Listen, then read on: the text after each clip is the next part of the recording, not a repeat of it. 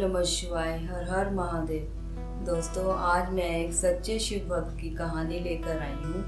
तो चलिए कहानी शुरू करते हैं। एक नगर में भगवान शिव का एक भव्य मंदिर था, जहाँ हर वर्ष दूर से भक्तजन शिव जी के दर्शन के लिए आते रहते थे। श्रावण का महीना था।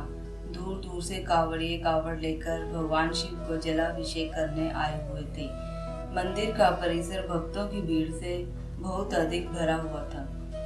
तभी अचानक आकाश में बिजलियां कड़कती हुई चमकी और सोने का एक थाल उतरा। उसी के साथ एक भविष्यवाणी भी हुई कि जो कोई भगवान शंकर का सच्चा भक्त और प्रेमी होगा, उसी को यह थाल मिलेगा। मंदिर के परिसर में उपस्थित सभी लोगों ने यह भविष्यवाणी सुनी और धीरे धीरे सभी वहां इकट्ठे हो गए।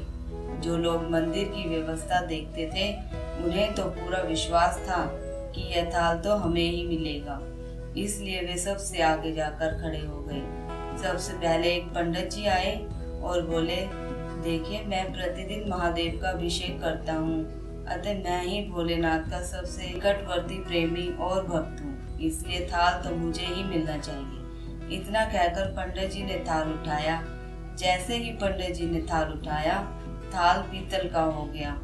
यह देखकर पंडित जी बड़े लज्जित हुए। उन्होंने थाल यथा स्थान पर ही रख दिया और वहां से आगे निकल गए। इस प्रकार वहां उपस्थित सभी पंडितों ने खुद को आजमाया, लेकिन शायद उनमें से कोई भी सच्चा भक्त नहीं था। उन्हें भी थाल यथा स्थान पर रखकर चले जाना ही पड़ा।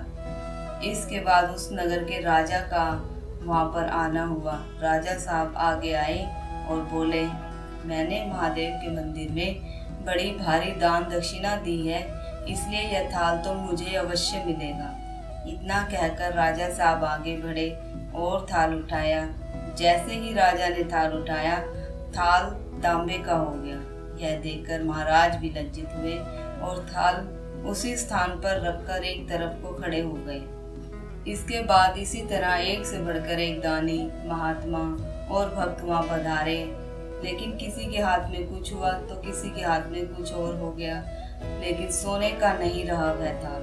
तब लोगों को पता चला कि हम में से कोई भी महादेव का सच्चा भक्त नहीं है। उसी समय एक किसान वहां आता है। वो बेचारा महीनों बाद आज चातुर्मास मास के सोमवार के शुभ अवसर पर शिव जी के दर्शन करने आया था।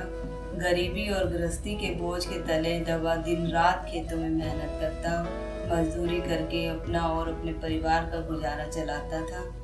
अभी रास्ते में आ ही रहा था कि कोई भिखारी मिल गया और कुछ खाने को मांगने लगा। इस किसान को दया आ गई। अपने खाने के लिए जो खाना लाया था, वो उसने उस भिखारी को दे दिया। थाल के बारे में इसने भी सुना था, लेकिन इसने उस ओर कोई ध्यान नहीं दिया।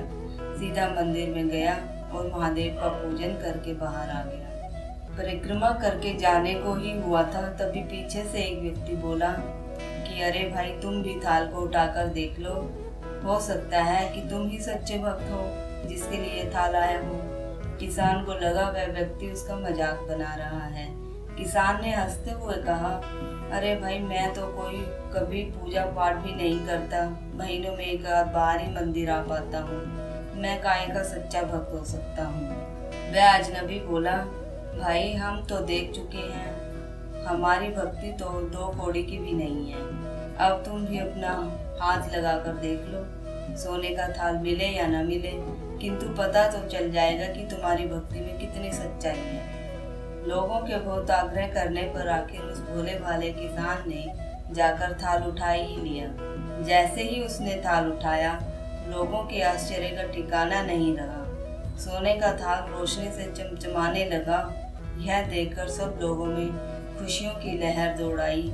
सभी लोग उसके जयकारे लगाने लगे और पूछने लगे कि भाई, तुम ही सच्चे भक्त हो, अब हमें भी बता दो कि कैसे भक्ति करते हो जिससे महादेव तुमसे इतने प्रसन्न रहते हैं। तो किसान बोला, भाई, मैं कोई भक्ति नहीं करता, मैं केवल दिन भर खेतों में काम करता हूँ और थोड़ा समय निकालकर जरूरतमंद लोगों की मदद करता हूँ। इसके अलावा मैं और कोई विशेष कार्य नहीं करता। लोग पूछने लगे, तुम लोगों की मदद क्यों करते हो? हंसते हुए किसान बोला, दूसरों के चेहरे पर मुस्कान, सुकून देखकर मुझे जो आनंद और खुशी मिलती है उसे मैं शब्दों में भी बयान नहीं कर सकता। शायद यही कारण है कि महादेव मुझसे खुश हों। इसलिए दोस्तों, हमेशा याद रखें कि सत्कर्म का आरंभ भी आनंद से होता है और अंत भी आनंददायक होता है, और दुष्कर्म का आरंभ भी दुख से होता है और अंत भी दुखदायक ही होता है। आप सैकड़ों मील की यात्रा करके भी दूसरों का दिल दुखाते हैं, तो आपकी वह तपस्या, साधना, महादेव का दर्शन धूल के बराबर है।